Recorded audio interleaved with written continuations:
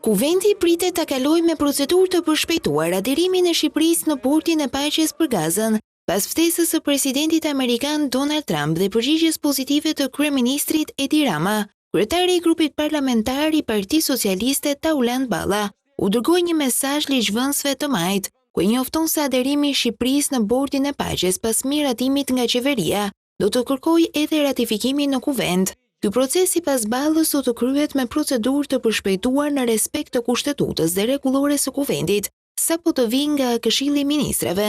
Balla u kërkon deputetëve të majt të marrin masa paraprakisht për të qenë prezent në seancën plenare ku do të kryhet votimi.